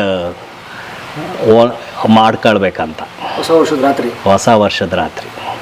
ಹಂಗಾಗಿ ನನ್ನ ಅಕ್ಕನಿಗೆ, ನನಗೆ, ನನ್ನ ತಮ್ಮನಿಗೆ ಸಿಂಗಲ್ ಚೈಲ್ಡ್, ಅವ್ರಿಗೆ ಅವರವರೇ ಫ್ರೆಂಡ್ಸು. ರಿಗ್ರೆಟ್ಸ್ ಇಲ್ಲವೇ ಇಲ್ಲ. ನನಗೆ ನನ್ನ ಮಗಳೇ ಅಲ್ಲ. Gender will never define any ಇದು, ಅದು ಸುಳ್ಳದು. ಹಾಗೆ ಆಮೇಲೆ ಅಕ್ಕ ಆದವರಿಗೆ ತಮ್ಮ ಇರಬೇಕು, ಹಿಂಗಿರಬೇಕು, ಅದು ಕರೆಕ್ಟ್ ಹೇಳೋದು. ಆದ ಟೈಮ್ ನಾವೆಲ್ಲ ಸಮಕಾಲೀನರಾಗಿರೋದ್ರಿಂದ ಇವಳಿಗೆ ಅವನೇ ತಮ್ಮ. ಇವನ್ ತಿಲಕ್ಕನು ಸಹ ಒಂದು ರೀತಿ ಫ್ಯಾಮಿಲಿಯಾಗಿ ಜೊತೆಲಿ ಬೆಳೆದವ್ರು. ಅವರೆಲ್ಲ ಒಂದು ಮನೆ ಹುಡುಗರ ಥರ ಬೆಳೆದವರು. ಹಾಗೆ ನಾವು ಬೆರಿತಾ ಇದ್ದರೆ ಅವಕ್ಕೇನು ಡಿಸ್ಕನೆಕ್ಟ್ ಅನ್ಸಲ್ಲ. ಅದು ತಮ್ಮನೇ ಆಗಬೇಕು ಅಂದರೆ ಒಡ ಹುಟ್ಟಿದವನೇ ಆಗಬೇಕು ಅನ್ನೋದೇನಿಲ್ಲ. ಸುತ್ತ ಮಕ್ಕಳಿರ್ಬೇಕು, ಅವ್ರಿಗೆ ಆಟ ಆಡೋಕ್ಕೆ, ಅವ್ರ ಶೇರಿಂಗಿಗೆ, ವಿಷಯಗಳು ಹಂಚ್ಕೊಳ್ಳೋಕ್ಕೆ ಅವ್ರ ಏಜ್ನವ್ರು ಬೇಕು. ಅಂದರೆ ಅಂಥವ್ರನ್ನ ಕನೆಕ್ಟ್ ಮಾಡಿ ಹತ್ತಿರದಲ್ಲಿದ್ದರೆ ಏನು ತೊಂದರೆ ಏನಿಲ್ಲ. ಭಾಳ ಖುಷಿಯಾಗಿ ಸಂತೋಷವಾಗಿ 30 ವರ್ಷ ಕಳೆದಿದ್ದೀವಿ ಅನ್ನೋದೇ ನಮಗೆ ಗೊತ್ತಾಗ್ತಾ ಇಲ್ಲ. ಆ ಥರ ಇದ್ದೀವಿ. ಮಗಳು ದೊಡ್ಡವಳಾಗಿದ್ದಾಳೆ, ಮಗಳು ಮದುವೆ ಮಾಡಿದ್ದೀವಿ. ಆಗ ಅನ್ನಿಸ್ತಾ ಇಲ್ಲ ನಾವಿನ್ನು ನ್ಯೂಲಿ ಮ್ಯಾರಿಡ್ ಕಪಲ್ ಅನ್ನೋದು ರೀತಿ ಇದ್ದೀವಿ ನಾವು. ಇರಲಿ ಬಿಡಲಿ, ಅದು ಮನಿ ಬಗ್ಗೆ ನಾವು ಯಾವತ್ತೂ ಹಿಂದೆ ಹೋದವ್ರಲ್ಲ. ಮನಿ ಬೇಕೇ ಬೇಕು, ಇರಲೇಬೇಕು ಅಂತ. ನಮಗೆ ಇವ್ರಿಗೆ ನನ್ನ ಮದುವೆ ಆದಾಗ 2250 ಬರ್ತಿತ್ತು. ಅದರಲ್ಲಿ 2000 ರೆಂಟ್ ಕಟ್ತಾ ಇದ್ವಿ, 250 ವಾಟರ್ ಬಿಲ್ ಕಟ್ತಾ ಇದ್ವಿ. ಇವ್ರು ನೈಟ್ ಏನಾದರೂ ಡ್ರಾಯಿಂಗ್ ಮಾಡಿದ್ರೆ ಅದು ಊಟ ತಿಂಡಿಗೆ ಆಗ್ತಾಯಿತ್ತು. ಆವಾಗಲೂ ನಾನು ಈಗ ಹೇಳ್ತೀನಿ, ಈಗಲೂ ನನಗೆ ಆ ಲೈಫೇ ಚೆನ್ನಾಗಿತ್ತು ಅಂತ, ಖುಷಿಯಾಗಿರ್ತಾ ಇದ್ವಿ ನಾವು ಅಂತ ನಾನು ಹೇಳ್ತೇನೆ. ಈಗಲೂ ಅಂತೀನಿ ನಾನು, ಅದೇ ಚೆನ್ನಾಗಿತ್ತು ನಮಗೆ. ಅಂದರೆ ಈಗ ಒಂಚೂರು ರಶ್, ಅಂದರೆ ಯಾರೋ ತುಂಬ ಜನ ಮಾತಾಡಿಸ್ತಾರೆ, ಬರ್ತಾರೆ, ಅಂದರೆ ಅವ್ರು ತುಂಬ ಬ್ಯುಸಿ ಆಗಿದ್ದಾರೆ. ಆವಾಗ ಅಷ್ಟು ಬ್ಯುಸಿ ಇರಲಿಲ್ಲ. ಅಂದರೆ ನಮಗೆ ಎಷ್ಟು ಬೇಕೋ ಅಷ್ಟು ಮಾಡೋದ್ರಲ್ಲಿ ಸಮಾಧಾನ, ಖುಷಿಯಾಗಿದ್ವಿ ಅನ್ನೋ ಥರ ಇತ್ತು. ಅಂದರೆ ಇವರು ಯಾವ್ದಾರ ಒಂದು ವರ್ಕ್ ಅಂತ ಇಟ್ಕೊಂಡ್ರೆ ಅದನ್ನು ಬಿಡಲ್ಲ. ನನ್ನ ಎಷ್ಟೇ ಕಷ್ಟ ಆಗಲಿ ನಾನು ಮಾಡೇ ಮಾಡ್ತೀನಿ ಅನ್ನೋ ಥರ. ನಾನು ಅಯ್ಯೋ ಅಷ್ಟು ಕಷ್ಟ ಆಗ್ತಾಯಿದೆ, ಬೇಡ, ಬಿಟ್ಬಿಡಿ, ಬೇಡ ನಮಗೆ ಅಂತ. ಇದರಲ್ಲೇ ಚೆನ್ನಾಗಿದ್ದೀವಿ ನಾವು, ಇಷ್ಟು ಮನಿನಲ್ಲೇ ನಾವು ಚೆನ್ನಾಗಿದ್ದೀವಿ ಅನ್ನೋ ರೀತಿ ನಂದು. ಬಟ್ ಅವರು ಮನಿ ಬಗ್ಗೆ ನೋಡ್ತಿರ್ಲಿಲ್ಲ. ಏನೋ ಒಂದು ನಾನು ಸಾಧಿಸ್ಬೇಕು, ಕ್ರಿಯೇಟಿವ್ ಆಗಿ ಮಾಡಬೇಕು ಅನ್ನೋದೇ ಒಂದು ಅವರಿಗೆ ಒಂದು ಖುಷಿ. ಆ ಖುಷಿ ನೀವು ಹುಡ್ಕೊಂಡು ಹೋಗ್ತಿದ್ರು ಅಷ್ಟೇ. ನನ್ನ ಅಕ್ಕ ನೇತ್ರಾವತಿ ನನಗೆ 2 ವರ್ಷಕ್ಕೆ ಹಿರಿಯವಳು. ನನಗೆ ಇನ್ನೊಂದು ಪೇರೆಂಟ್ ಇದ್ದಂಗೆ. ನಮ್ಮ ಅಪ್ಪ ಅಮ್ಮ ನಮ್ಮನ್ನು ಎಷ್ಟು ತಿದ್ದಿದಾರೋ ಇಲ್ವೋ, ಬಟ್ ಇವಳಂತೂ ನಮ್ಮನ್ನು ಚೆನ್ನಾಗಿ ತಿದ್ದಿದ್ದಾಳೆ. ಚಿಕ್ಕಂದಿನಲ್ಲಿಂದಲೂ ತುಂಬ ಮಾನಿಟ್ರಿಂಗ್ ಇವಳು ನಮ್ಮ ಮೇಲೆ. ನಾವು ಹಿಂಗೆ ಇರಬೇಕು, ಈ ಥರನೇ ಇರಬೇಕು, ನಾವು ಈ ಥರ ಮನೆಯವರು ಹಿಂಗೆ ನಮ್ಮನ್ನು ಅಬ್ಸರ್ವ್ ಮಾಡ್ತಿದ್ದಾರೆ ಅನ್ನೋದನ್ನ ನಾನು ಅವಳಿಂದ ತಿಳ್ಕೊಳ್ತಿದ್ವಿ. ಎಷ್ಟೋ ಸಾರಿ ನಮ್ಮ ತಂದೆ ನಮ್ಮ ಜೊತೆ ಶೇರ್ ಮಾಡ್ತಿರಲ್ಲ ಮನೆಯ ಕೆಲವಾರು ವಿಚಾರಗಳನ್ನು, ಎಲ್ಲ ಇವಳ ಜೊತೆ ಶೇರ್ ಮಾಡೋಳು. ಇವಳ ಮೂಲಕ ನಾವು ತಿಳ್ಕೊಳ್ತಿದ್ವಿ. ಅದನ್ನು ನಮಗೆ ಆ ರೀತಿ ಇವರು ನಮ್ಮ ಯಾವ ಥರ ಅನುಸರಿಸ್ಕೊಂಡು ಹೋಗಬೇಕು ನಮ್ಮ ಲಿವಿಂಗ್ ಸ್ಟ್ಯಾಂಡರ್ಡ್ನ, ಅಥವಾ ನಮ್ಮನ್ನು ಬೇರೆಯವ್ರು ಯಾವ ಥರ ಅಬ್ಸರ್ವ್ ಮಾಡ್ತಿರೋದ್ರಿಂದ ನಮ್ಮಿಂದ ಏನು ಅವ್ರು ಎಕ್ಸ್ಪೆಕ್ಟ್ ಮಾಡ್ತಿದ್ದಾರೆ, ಇದನ್ನು ಹೇಳ್ತಾ ಇರ್ತಿದ್ಲಿ ಯಾವಾಗಲೂ. ಇವೆಲ್ಲವೂ ನನ್ನ ಇವತ್ತಿನ ಲಿವಿಂಗ್ ಸ್ಟೈಲಿಗೂ ಭಾರಿ ಎಫೆಕ್ಟಿವ್ ಆಗಿ ವರ್ಕ್ ಆಗಿದೆ. ಇನ್ಫ್ಯಾಕ್ಟ್ ನಮ್ಮ ಜೀವನದ ಕ್ರಮನೇ ಇವಳಿಂದ ನಾವು ಕಲ್ತ್ಕೊಂಡು ಬಂದಿದ್ದು. ನಮ್ಮ ಭಾವರಿಗೆ ಮದುವೆ ಆಗೋಕ್ಕಿಂತ ಮುಂಚೆ ನಮ್ಮ ಭಾವರ ಪರಿಚಯ, ಅಂದರೆ ಒಂದೇ ಫ್ಯಾಮಿಲಿನಲ್ಲಿ ಇವ್ರಿಗೆ ಮದುವೆ ಆಗಿದ್ದರಿಂದ ನಮಗೆ ಭಾವರು ಸಹ ಅಂತ ಏನು ಅನ್ನೋನ್ ಆಗಿರಲಿಲ್ಲ. ಈ ನಂತರ ದಿನಗಳಲ್ಲಿ ಈ ಬೆಂಗಳೂರಿನಲ್ಲಿದ್ದಾಗ ನಮ್ಮ ಪೇರೆಂಟ್ಸ್ ಅಷ್ಟು ದೂರದಲ್ಲಿದ್ದಾಗ ಎಲ್ಲರೂ ಇವರೇ ನಮ್ಮನ್ನು ಗವರ್ನ್ ಮಾಡ್ತಾ ಇದ್ದಿದ್ದು. ಇವ್ರ ಮನೆಗೆ ನಾವು ಹೋಗ್ಬೇಕಾಗಿತ್ತು, ಅಂದರೆ ಒಂದು ಫ್ಯಾಮಿಲಿ ಅಂತ ಟುಗೆದರಲ್ಲಿ ಇರ್ತಿದ್ವಿ. ಹೀಗಾಗ್ಬಿಟ್ಟು ನನ್ನ ಮೇಯ್ನ್ ಗೈಡಿಂಗ್ ಬಾಡಿ. ನಾವು 3 ಜನನೂ 2 ವರ್ಷ ಡಿಫ್ರೆನ್ಸ್ ನಮಗೆ. ನಾನು 2 ವರ್ಷ ದೊಡ್ಡವಳು, ಅವನು ಇನ್ನೊಬ್ಬ ತಮ್ಮ. ಮಾಸ್ಟ್ರ್ ಮಕ್ಕಳು ನಾವು. ನಮ್ಮ ತಂದೆಯೇ ನಮಗೆ ಟೀಚರ್ ಆಗಿದ್ದರು. ಒಂದು ಕೆಲವು ವರ್ಷಗಳ ನಂತರ ನಮ್ಮ ತಂದೆ ಪಕ್ಕದೂರಿಗೆ ಟ್ರಾನ್ಸ್ಫರ್ ಆದಾಗ, ಫ್ಯಾಮಿಲಿಯಿಂದ ದೂರ ಇರಬೇಕಾದಾಗ ನಾವುಗಳೇ ಸೇರಿ ಓದ್ಕೊಳ್ಳೋದು ಮಾಡಬೇಕಾಗಿತ್ತು. ಇಬ್ಬರನ್ನೂ ಕೂರಿಸ್ಕೊಂಡು ಓದಿಸೋದು, ಹೀಗೆ ಬದುಕಬೇಕು, ನನ್ನ ತಮ್ಮಗಳು ಹೀಗೆ ಇರಬೇಕು ಅನ್ನೋ ಕನಸು ನನಗೆ ಆವಾಗಲೇ ಇತ್ತು. ಬಟ್ ನಮಗೆ ನಾವು ಬೆಳೆದು ಬಂದಂತಹ ವಾತಾವರಣದಲ್ಲಿ ನಮ್ಗೆ ಅಷ್ಟು ಎಕ್ಸ್ಪೋಜರ್ ಇರಲಿಲ್ಲ. ನನ್ನ ತಮ್ಮ ಏನಾಗಬೇಕು ಮುಂದೆ ಅಂದರೆ ಇಂಜಿನಿಯರ್ ಒಂದು ಪದ ಗೊತ್ತಿತ್ತಷ್ಟೆ. ನಮ್ಮ ತಂದೆ ಮೇಷ್ಟ್ರಾಗಲಿ ಬಿಡಲಿ ಅಂದರೆ ಇಲ್ಲ ನನ್ನ ತಮ್ಮ ಇಂಜಿನಿಯರ್ ಆಗಬೇಕು ಅನ್ನೋ ಥರ. ಅದು ಡಿಪ್ಲೊಮಾನೋ BEನೋ ಅದರ ಆಚೆಗೆ ನಮಗೆ ಗೊತ್ತಿಲ್ಲ. ಅಂತೂ ಅವನು ಈ ದಾರಿಲಿ ಹೋದ. ಬಟ್ ಸಣ್ಣ ವಯಸ್ಸಲ್ಲಿ ತುಂಬ ಮೂಡಿಯಾಗಿರೋನು, ಅವನಷ್ಟಕ್ಕೆ ಅವನು ಯೋಚನೆ ಮಾಡೋದು, ಅವನು ಏನೋ ಒಳಗಡೆ ಮೈಂಡಲ್ಲಿ ನಡೆಸ್ತಾನೇ ಇರೋನು. ಅವನು ಅವಾಗ ಏನು ಮಾಡಬೇಕು ಏನು ಬಿಡಬೇಕಂತ. ಅವನು ಅವಾಗ ಏನೇನು ಸಣ್ಣ ವಯಸ್ಸಿನಲ್ಲಿ ಕಾಣಿಸ್ಕೊಳ್ತಿತ್ತು ಪ್ರತಿಭೆಗಳು, ಅವೆಲ್ಲವೂ ಈಗ ಅವನು ಕಾರ್ಯರೂಪಕ್ಕೆ ತಂದಿದ್ದಾನೆ. ಚಿತ್ರ ಬರಿತಿದ್ದ, ಆರ್ಟಿಸ್ಟ್ ಆಗಿದ್ದಾನೆ, ವಾಸ್ತುಶಿಲ್ಪಿ ಆಗಿದ್ದಾನೆ, ಕವಿಯಾಗಿ ಸಣ್ಣ ವಯಸ್ಸಿನಲ್ಲೂ ಕವಿತೆ ಬರಿತಿದ್ದ ಸಣ್ಣ ಪುಟ್ಟದು. ಈಗ ಒಳ್ಳೆ ಕವಿ ಆಗಿದ್ದಾನೆ, ಅದೆಲ್ಲದನ್ನೂ ಸಾಧಿಸಿದ್ದಾನೆ. ಬಟ್ ನಿಮಗೆಲ್ಲರಿಗೂ ಈಗ ಅವನು ಇದು ಪೊಯಮ್ಮ ಬರೆದಿದ್ದು ಹೇಗೆ, ಆರ್ಕಿಟೆಕ್ಟ್ ಆಗಿದ್ದು ಹೇಗೆ, ಬಿಸ್ನೆಸ್ಗೆ ಹೇಗೆ ಬಂದೆ ಎಲ್ಲ ಎಕ್ಸ್ಪ್ಲೈನ್ ಮಾಡಿದ್ದಾನೆ. ನಾನು ಆ್ಯಸ್ ಎ ಸಹೋದರಿಯಾಗಿ ಒಬ್ಬ ತಮ್ಮ, ಅವನ ಸ್ಥಾನ ಏನು ಅಂತ ಹೇಳೋದಾದರೆ, ಬೆಂಗಳೂರಿಗೆ ಬಂದಾಗ ನಾನು ನಮ್ಮ ಮನೆಯವರು ಇವನಿಗೆ ಆಶ್ರಯ ಕೊಟ್ಟಿದ್ದು ನಿಜ, ನಮ್ಮ ಮನೇಲಿ ಸೇರ್ಕೊತಿದ್ರು ನಿಜ.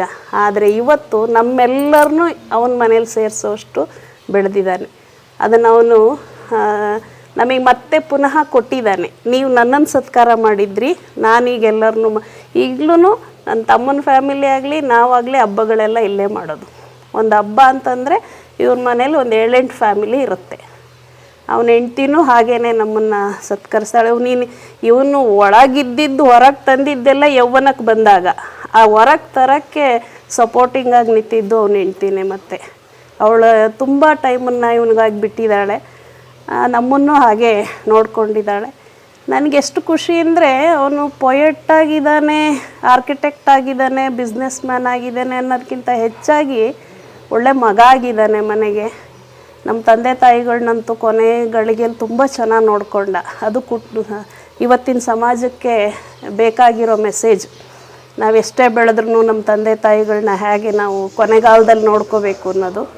ಒಬ್ಬ ಹೆಣ್ಮಗಳಾಗಿ ನನಗೊಂಚೂರೂ ಕೊರತೆ ಇರಲಿಲ್ಲ. ನನ್ನ ತವರಲ್ಲಿ ನನ್ನ ತಂದೆ ತಾಯಿಗಳು ಸಪೋರ್ಟ್ ಇಲ್ಲದೆ ಇದ್ದಾರೆ, ನನ್ನ ತಮ್ಮಗಳು ನೆಗ್ಲೆಕ್ಟ್ ಮಾಡ್ತಾಯಿದ್ದಾರೆ ಅನ್ನೋ ಒಂದು ಕೊರಗನ್ನು ನನಗೆ ಕೊಡಲೇ ಇಲ್ಲ.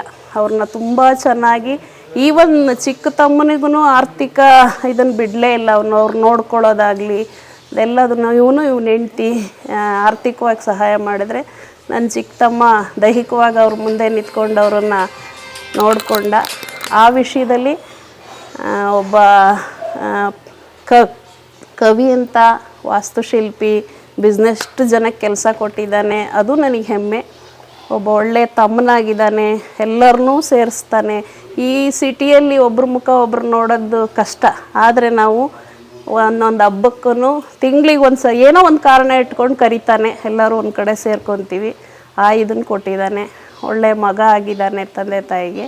ಅದು ನನಗೆ ತುಂಬ ಹೆಮ್ಮೆ ಅನಿಸುತ್ತೆ. ಒಂದು ವಿಷಯ ಹೇಳ್ಬೇಕಂತಂದರೆ, ನಂದು SSLC ಮುಗಿದ ಮೇಲೆ ನನ್ನನ್ನು ಡಿಪ್ಲೊಮಾಗೆ ಕಳಿಸ್ಬೇಕಂತ ತೀರ್ಮಾನ ಮಾಡಿದ ಮೇಲೆ ನಮ್ಮ ತಂದೆಗೆ ನಾವು ಓನ್ಲಿ 3 ಜನ ಆಗಿರಲಿಲ್ಲ. ನಮ್ಮ ಚಿಕ್ಕಪ್ಪನ 4 ಜನ ಮಕ್ಕಳಿದ್ರು, ನಮ್ಮ ಅಂಕಲ್ಗಳಿದ್ರು. ಅವನ್ನೆಲ್ಲರಿಗೂ ಅವ್ರ ಫೀಸ್ ಹೊಂಚಬೇಕಾಗಿತ್ತು. ಸೊ ಹಾಗಾಗ್ಬಿಟ್ಟು ನನ್ನನ್ನು ಡಿಪ್ಲೊಮಾಗೆ ಸೇರಿಸೋ ಟೈಮ್ನಲ್ಲಿ ಕಾಸ್ಟ್ಲಿ ಆಗುತ್ತೆ ಅಂತ ಇವಳು 1 ವರ್ಷ ಕಾಲೇಜ್ ಬಿಟ್ಲು. ಸೆಕೆಂಡ್ PU ಆದಮೇಲೆ 1 ವರ್ಷ ನಾನು ಹೋಗಲ್ಲ ಅಂತ ಬಿಟ್ಬಿಟ್ಲು. ನನ್ನನ್ನು ಡಿಪ್ಲೊಮಾಗೆ ಸೇರಿಸೋದು ಹೊಣೆ ಅಂದರೆ ಭಾರ ತಂದೆ ಪೇರೆಂಟ್ಸಿಗೆ ಆಗಬಾರ್ದಂತ. ಆಮೇಲೆ 1 ವರ್ಷ ನಾನು ಓದಿದ ಮೇಲೆ ಮತ್ತೆ ಡಿಗ್ರಿಗೆ ಸೇರಿಕೊಂಡ್ಳು. 1 ವರ್ಷ ನನಗೋಸ್ಕರ ಅವಳ ಎಜುಕೇಷನನ್ನು ಸ್ಯಾಕ್ರಿಫೈ ಮಾಡಿದವಳು. ಇದು ಇಲ್ಲಿ ಹೇಳೋದು ಅವಳ ಮುಂದೆ ಹೇಳೋದಲ್ಲ, ಇದೊಂಥರ ಇದು ಆನ್ಸರ್ ಸಣ್ಣದಾಗಿ ಕೊಡ್ಲಿಕ್ಕಾಗಲ್ಲ. ಅಂದರೆ ಇವನು ರಾಮ, ಅವನ ಹೆಂಡತಿ ಸೀತೆ ಆಗಿದ್ದಾಳೆ, ತಮ್ಮ ಲಕ್ಷ್ಮಣನಾಗಿ ಇವನಿಗೆ ನಿಂತಿದ್ದಾನೆ. ಅವರಿಬ್ಬರು ಇವನ್ನ ಸ್ಟ್ರೆಂತ್ಗಳು. ಅಂತೂ ಹೀಗೆ ಮುಂದುವರ್ಕೊಂಡು ಹೋಗ್ಲಿ ಅಂತ ಒಬ್ಳು ಹೆಣ್ಮಗಳಾಗಿ ತವ್ರ ಮನೆಗೆ ಕೇಳ್ಕೊಳ್ಳೋದು ನಾನು ಇಷ್ಟ. ಯಾವತ್ತೂ ಇಲ್ಲ. ಈವನ್ನು ಹೆಂಗಸ್ರು ಕಿರಿಕಿರಿ ಏನೆಲ್ಲದಕ್ಕೂ ಇಲ್ಲೇ ಬರಬೇಕಾ, ಇಲ್ಲೇ ಸೇರ್ಬೇಕಾ, ಹಂಗೆ ಅವಳು ಇಲ್ಲ. ಇವನೊಂದು ಫೋನ್ ಮಾಡಿ ನಾವು ಎಲ್ಲಿದ್ದರೂ ಬರ್ತೀವಿ, ಒಂದು ಕಡೆ ಸೇರ್ಕೊತೀವಿ. ಹೇಳಬೇಕು ಅಂದರೆ ಜಾಸ್ತಿ ಟೈಮ್ ಸ್ಪೆಂಡ್ ಮಾಡ್ತಾ ಇದ್ದಿದ್ದಾಗಲಿ, ನಾನು ಅಕ್ಕ ಎಲ್ಲ ಸೇರಿ ಒಟ್ಟಿಗೆ ಟೈಮ್ ಸ್ಪೆಂಡ್ ಮಾಡಿದ ದಿನಗಳು ಜಾಸ್ತಿ. ಸೊ ನನಗೆ ಈ ಸಿವಿಲ್ ಇಂಜಿನಿಯರ್ ಅಂತ ಆಗಬೇಕಾಗಿಂತ ಆಸೆ ಬಂದಿದ್ದೆ ಅವರಿಂದ. ಸೊ ಸಿವಿಲ್ ಇಂಜಿನಿಯರ್ ಅಂತ ಪದಗಳು ನನಗೆ ಅದರ ಏನು ಅಂತಲೇ ನನಗೆ ಗೊತ್ತಿರಲಿಲ್ಲ. ಸೊ ಅವ್ರು ಮಾತಾಡೋ ರೀತಿಗಳು, ಅವ್ರು ಓಡಾಡ್ತಾ ಇದ್ದಿದ್ದು ಬ್ಯುಸಿ ಶೆಡ್ಯೂಲ್ಸ್ಗಳು, ಅದೆಲ್ಲ ನೋಡಿದ್ಮೇಲೆ ಇದು ಏನೋ ಒಂದು ಆಸಕ್ತಿಗೆ ಮೂಡಿ ಬಂದಿದ್ದು. ಅವ್ರು ಈಗ ಹೇಳಿದ್ರು ಆ್ಯಕ್ಚುಲಿ ಮಕ್ಕಳು ಸುತ್ತ ಇದ್ದಾಗ ಅವ್ರು ಏನು ನೋಡಿ ಕಲಿತಾರೆ ಅನ್ನೋದಕ್ಕಂತ. ಅದನ್ನು ನೋಡಿ ನಾನು ತುಂಬ ಆಸೆ ಪಟ್ಟು ಅದನ್ನು ಮಾಡಲೇಬೇಕು, ಅದನ್ನೇನೋ ಇದೆ ಅನ್ನೋ ಥರ ಅವರೇ ಫಸ್ಟ್ ಇನ್ಸ್ಪಿರೇಷನ್ ಆ ವಿಚಾರದಲ್ಲಿ. ಕೋವಿಡ್ ಟೈಮ್ನಲ್ಲಿ ಗುಹಾಂತರ ಕಂಪ್ಲೀಟ್ಲಿ ಖಾಲಿ. ಆದರೆ ಕೋವಿಡ್ ಟೈಮ್ನಲ್ಲಿ ನೀನು ಯಾರು ಅಂತ ಇಲ್ಲಿ ಕೇಳೋರಿಲ್ಲ, ಒಬ್ಬನೇ ಏಕಾಂಗಿ ಆ ದೊಡ್ಡ ಹಾಲ್ನಲ್ಲಿ ಒಬ್ಬನೇ ಕುತ್ಕೊಳ್ತಿದ್ದೆ. ಇಲ್ಲ, ಒಂದು ಹೋಪ್ಸ್ ಇತ್ತು, ನಾನು ಅಷ್ಟು ಡಲ್ ಆಗವನಲ್ಲ. But as a practically I was almost nil ಆ ಟೈಮ್ ಲೈನಲ್ಲಿ. ಆ ಥರ ಇನ್ನು ಮುಂದಿನ ದಿನಗಳು ಇನ್ನೂ ಬ್ರೈಟ್ ಆಗಿದೆ. ಅದೇನಾಯ್ತು ಅಂದರೆ ಕೋವಿಡ್ ನನಗೆ ಸುಮಾರು ಪಾಠನೂ ಕಲಿಸ್ತು. ಇವತ್ತು ಹೇಳ್ಬೇಕಂದ್ರೆ I should thank to Covid. ಯಾಕೆ ಅಂತಂದರೆ ಅವತ್ತು ಬೆಳೆಯೋ ಬರದಲ್ಲಿ ನಾನು ಎಷ್ಟು ಬೇಕೋ ಅಷ್ಟು ಸ್ಟಾಫ್ಗಳನ್ನು ತುಂಬಿಕೊಂಡಿದ್ದೆ. ಬಂದಿದ್ದು ಹಣಗಳೆಲ್ಲ ಅವ್ರಿಗೆ ಸ್ಯಾಲ್ರಿಗೆ ಹೋಗೋದು. ಈಗ ಅದರ ಅರ್ಧ ಸ್ಯಾಲ್ರಿನಲ್ಲಿ ನಡೆಸ್ತಾ ಇದ್ದೀವಿ, ಅದೇ ಕೆಲಸ ಮಾಡ್ತಾಯಿದ್ದೀವಿ. ಈ ಪ್ರಾಕ್ಟಿಕಾಲಿಟಿ ಟೀಚ್ ಓನ್ಲಿ ಕೋವಿಡಿಂದ ಮಾತ್ರ ಸಾಧ್ಯ. ಯಾವ ಗುರುಗಳಿಂದಲೂ ಸಾಧ್ಯವಾಗದೇ ಇರೋ ಪಾಠ ಕೋವಿಡ್ ಕಲಿಸಿ ಹೋಯ್ತು. ನಾವೆಷ್ಟು ಅಲರ್ಟ್ ಆಗಿರಬೇಕು, ಎಷ್ಟು ನನ್ನ ಪೈನು ಯೋಚನೆ ಮಾಡಿ ಕೆಲಸ ಮಾಡಬೇಕು, ಯಾರು ಕೆಲಸಕ್ಕೆ ಯೋಗ್ಯ ಆಗಿರೋರು, ಇವೆಲ್ಲ ಪಾಠಗಳನ್ನ ಕಲಿಸ್ತವೆ. ಈಗ ತುಂಬ ಜನ ಯುವಕರು ಬರ್ತಾರೆ ಅಥವಾ ಮದುವೆಗೋಸ್ಕರ ಯೋಚನೆ ಮಾಡ್ತಾರೆ, ಈ ಇರುವ ನನ್ನ ಎಂಪ್ಲಾಯ್ಮೆಂಟ್ ಉದ್ಯೋಗ ಬಿಟ್ಟು ಉದ್ಯೋಗ ಕೊಡೋನಾಗಬೇಕು ಅಂತ. ಸೊ ಹೇಗೆ ಶುರು ಮಾಡ್ಬೋದು? ಭಾಳ ಜನಕ್ಕೆ ಅಧೈರ್ಯ ಕೂಡ ಇರುತ್ತೆ. ಹೇಗೆ ಮಾಡ್ಬೋದು? ತಮ್ಮ ಸಲಹೆ ಇಲ್ಲ, ಅವರಲ್ಲಿ ಒಂದು ಫಸ್ಟು ಡ್ರೀಮ್ ಇರಬೇಕು. ಫಸ್ಟ್ ಆಫ್ ಆಲ್ ನಾನು ಏನಾರ ಮಾಡಬೇಕು ಅನ್ನೋ ಕನಸು ಬೇಕು. ಕನಸನ್ನು ಪ್ರಾಕ್ಟಿಕಲ್ಲಾಗಿ ಯಾವ ರೀತಿ ಫ್ರೇಮ್ ಮಾಡಬೇಕು ಅನ್ನೋ ನಾಲೆಡ್ಜ್ ಇರಬೇಕು. ಆಮೇಲೆ ಕೆಲವ್ರು ಏನೋ ಕನಸು ಕಂಡುಬಿಟ್ಟು ಅದು ಹಂಗಾಗ್ಬಿಡುತ್ತೆ ಹಿಂಗಾಗ್ಬಿಡುತ್ತೆ ಅಂತ ಕನಸು ಕಟ್ಟಿ ಅದರ ರೀತಿನಲ್ಲಿ ಹೋಗಿ ಬಿದ್ದೋಗ್ಬಿಡ್ತಾರೆ. ಅದನ್ನು ಬೇರೆಯವ್ರ ಜೊತೆ ತರ್ಕ ಮಾಡಬೇಕು. ಇದನ್ನು ಮಾಡಿದರೆ ಹೆಂಗೆ ಸಾಧ್ಯನಾ ಏನು?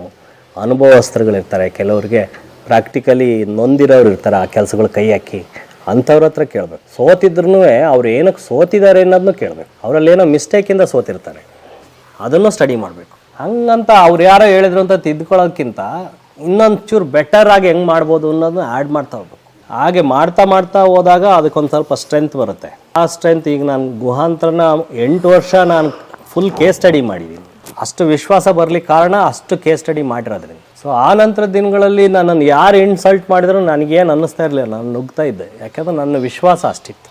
ನಾನು ಈಗಿನ ಕಾಲದ ಹುಡುಗರುಗಳಲ್ಲಿ ಹೇಳೋದು ಇಷ್ಟೇ, ಏನು ಮಾಡಿದ್ರು ಸ್ವಂತಕ್ಕೆ ಮಾಡೋಕ್ಕೆ ಟ್ರೈ ಮಾಡೋದು. ಒಂದಷ್ಟು ದಿನ ಟೈಮು ಅವ್ರಿವ್ರ ಹತ್ರ ಕೆಲಸ ಕಲೀಲಿಕ್ಕೆ ಬೇಕು. ಸಡನ್ನಾಗಿ ಏನೂ ಮಾಡೋಕ್ಕಾಗಲ್ಲ. ಬಟ್ ಏಮ್ ಮಾತ್ರ ದೊಡ್ಡದೇ ಇರಬೇಕು. ಸ್ವಂತಕ್ಕೆ ಏನಾದರೂ ಮಾಡಬೇಕು ಅನ್ನೋದೇ ಮೈಂಡ್ ಸೆಟ್ ಇರಬೇಕು. ಆವಾಗಲೇ ಒಂದು ಕೆಟ್ಟದಾಗಿ ಒಂದು ಭಾರಿ ವರಸ್ಟ್ ಪದಗಳು ಬಳಸೋದಾದರೆ ಚಪ್ಪಲಿ ಹೊಲಿದ್ರೆ ಅದು ನಿನ್ನ ಚಪ್ಪಲಿ ಹೊಲ್ಕೊಳಂಗೆ, ಆ ಥರದ್ದು ಕೆಲಸ ಮಾಡ್ಕೊಳಂಗಿರ್ಬೇಕು. ಆ ಮಟ್ಟಕ್ಕೆ ಇಳಿದು ಕೆಲಸ ಮಾಡೋಂಗಿರ್ಬೇಕು. ಆ ಥರ ಆದರೆ ಆಳಾಗಿ ದುಡಿಯೋದಾಗ ಅರ್ಸ ಆಗೇ ಆಗ್ತಾನೆ. ನಾವು ಅವತ್ತಿನ ದಿನ ಬಂದಿದ್ದು 20 ಜನ ಕ್ಲೈಂಟ್ 30 ಜನ ಕ್ಲೈಂಟನ್ನು ಸ್ವಂತ ನಾವು ಹೋಗಿ ಅಟೆಂಡ್ ಮಾಡ್ತೀವಿ. ಇವತ್ತು 1000 ಜನ ಬಂದ್ರೂ ನಮ್ಮ ಹುಡುಗರು ಅಟೆಂಡ್ ಮಾಡ್ತಾರೆ. ಈಗೇನು ಕೆಪಾಸಿಟಿ ಗುಹಾಂತರದ್ದು? 1000 ಅಟೆಂಡ್ ಮಾಡ್ತೀವಿ ನಾವು.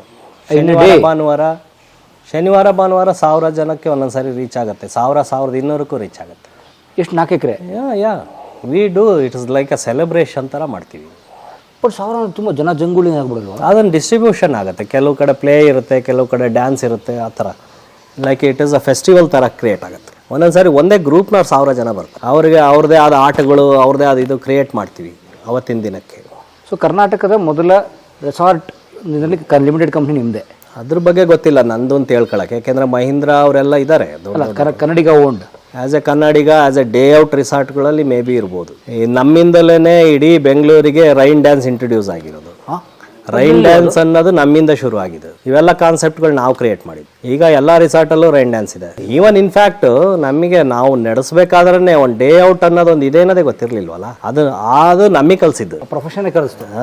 ಅದಾಗೆ ಕನ್ವರ್ಟ್ ಆಗಿದ್ದು. ನಾವು ತಿಳ್ಕೊಂಡಿದ್ದು 20 ಜನ ಬರ್ತಾರೆ, ಉಳಿತಾರೆ, ಅವ್ರಿಗೆ ಏನು ಬೇಕೋ ಆಟ, ಅವರಿಗೆ ಆ ವ್ಯವಸ್ಥೆ. ಬೆಳಗ್ಗೆ ಬಂದು ಸಂಜೆ ಹೋಗ್ತಾರೆ, ಉಳಿಯಲ್ಲ ಅನ್ನೋ ಅವ್ರು ಆ ಥರದ ರೀತಿನೇ ಗೊತ್ತಿರಲಿಲ್ಲ ನಮ್ಗೆ. ಆಗ ಬರೆದಿದ್ದು ಕವನ ಇದು. ಅಂತರಂಗದ ಅಂತರದಿ ಕೋಟೆ ಕೊತ್ತಲಗಳ ಕಟ್ಟಿ ಸೈನ್ಯ ಸೇನಾನಿಗಳನ್ನಿರಿಸಿ ಕನಸನ ಅರಸಿದ ಅರಸ ಕುಳಿತಿರುವೆ ಏಕಾಂಗಿ ಬರಿಗೈಯ ದೊರೆಯಾಗಿ. ಕೋಟೆ ಕೊತ್ತಲಗಳ ಕಟ್ಟಿ ಸೈನ್ಯ ಸೇನಾನಿಗಳನ್ನಿರಿಸಿ ಕನಸನ ಅರಸಿದ ಅರಸ ಕುಳಿತಿರುವೆ ಏಕಾಂಗಿ ಬರಿಗೈಯ ದೊರೆಯಾಗಿ.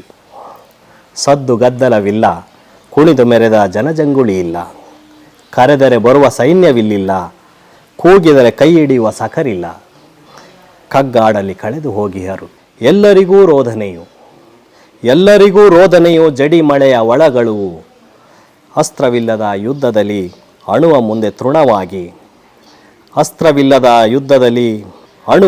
ತೃಣವಾಗಿ ಗುಹೆಯ ಗೂಡಲ್ಲಿ ಕುಳಿತನ ಮೌನಿಯೋ ಮುನಿಯೋ. ಎಲ್ಲರಿಗೂ ಊರುಂಟು ನನಗಿಲ್ಲಿಯ ನಂಟುಂಟು, ಕಾದಿರುವೆ ಬೆಳಕ ಮಳೆಗೆ ಕೌತುಕದ ನಾಳೆಗಳಿಗೆ, ಗೆಲ್ಲುವ ಆಸೆ ಹೊತ್ತು ಹಮ್ಮು ಬಿಮ್ಮುಗಳಳಿದು ಅನಂತನಿಗೆ ಶರಣಾಗಿ ಕೋಟೆ ಕೊತ್ತಲಗಳ ಕಟ್ಟಿ ಸೈನ್ಯ ಸೇನಾನಿಗಳನ್ನಿರಿಸಿ ಕನಸನರಸಿದ ಅರಸ ಕುಳಿತಿರುವೆ ಏಕಾಂಗಿ ಬರಿಗೈಯ ದೊರೆಯಾಗಿ. ಇವತ್ತಿನ ಒಂದು ದೊಡ್ಡ ಸುದಿನ, ಈ ಸಂಭ್ರಮನ ನಮ್ಮ ಪ್ರಭಾಣ್ಣ ಅವರಿಂದ ನಾವು ಕಾಣಬೇಕಾಗಿದೆ. ಅಂದರೆ ಈ ನಮ್ಮ ಸರ್ ಸಹ ನಮ್ಮ ಪರಮೇಶ್ ಸರ್ ಅವರು ತುಂಬ ದೊಡ್ಡ ಸಾಧನೆಯನ್ನು ಮಾಡಿದ್ದಾರೆ. ದೊಡ್ಡ ಒಂದು ಅವ್ರದ್ದೇ ಆದ ಅಭಿಮಾನಿ ಬಳಗ ಇದೆ. ಆ ಅಭಿಮಾನಿ ಬಳಗಕ್ಕೆ ನಮ್ಮ ಸಣ್ಣ ಕುಟುಂಬನ ಪರಿಚಯಿಸ್ತಾ ಇರೋದು ನಮ್ಮ ಸೌಭಾಗ್ಯ. ಈ ದಿನಕ್ಕೆ, ಈ ಸಂಭ್ರಮಕ್ಕೆ ಎಲ್ಲದಕ್ಕೂ ಕಾರಣ, ಎಲ್ಲದಕ್ಕೂ ಕೊಂಡಿಯಾಗಿ ನಿಂತ ನಮ್ಮ ಪ್ರಭಾಣ್ಣ ಅವರು. ನಿಜಕ್ಕೂ ಅವ್ರಿಗೆ ನಾನು ಯಾವ ಥರ ಧನ್ಯವಾದ ಹೇಳಬೇಕು ಗೊತ್ತಿಲ್ಲ. ಇನ್ಫ್ಯಾಕ್ಟ್ ನನ್ನ ಮನೇನ ಟೆಕ್ನಿಕಲ್ಲಾಗಿ ಫೋಟೋಶೂಟ್ ಮಾಡಿಸ್ಬೇಕಂತಿದ್ದೆ. ಅದಕ್ಕಿಂತ ಇದು ಭಾರಿ ಆತ್ಮೀಯವಾಗಿದೆ. ಮನೆ ಜೊತೆಗೆ ನಮ್ಮ ಸಂಬಂಧಗಳನ್ನು, ನನ್ನ ಕುಟುಂಬವ್ರನ್ನ ಸೇರಿಸಿ ತೋರಿಸ್ತಾ ಇದ್ದೀರಾ. ಇದು ಮನೆಯನ್ನು ಮನೆತನವಾಗಿ ಮಾಡಿದ್ದೀರಾ. ವಂದನೆಗಳು. ಇಷ್ಟಕ್ಕೆಲ್ಲ ನೀವೇ ಕಾರಣ. ಎಲ್ಲರಿಗೂ ಧನ್ಯವಾದಗಳು. ಇಲ್ಲ, ಭಾಳ ಮುಖ್ಯವಾಗಿ ಈ ಸಂದರ್ಶನದ ಮುಖ್ಯ ಉದ್ದೇಶ ಒಂದೇ, ಅಂದರೆ ಮನುಷ್ಯನ ಬದುಕು ಒಂದು ಮಣ್ಣಿನ ಮುದ್ದೆ ಅಥವಾ ಒಂದು ಕಲ್ಲಿನ ಗುಂಡಿನ ಹಾಗೆ. ಅದಕ್ಕೊಂದು 100 ಏಟು ಬಿದ್ದು ಅಥವಾ 100 ಇನ್ಸ್ಪಿರೇಷನ್ಸ್ ಸಿಕ್ಕು ಅದೊಂದು ಶಿಲೆಯಾಗಿಯೋ ಮೂರ್ತಿಯಾಗಿಯೋ ರೂಪುಗೊಳ್ಳೋಕ್ಕೆ ಅನೇಕ ಸಾಧಕರ ಬದುಕು ದಾರಿಯಾಗಬೇಕು ಅಂಥೇಳಿ.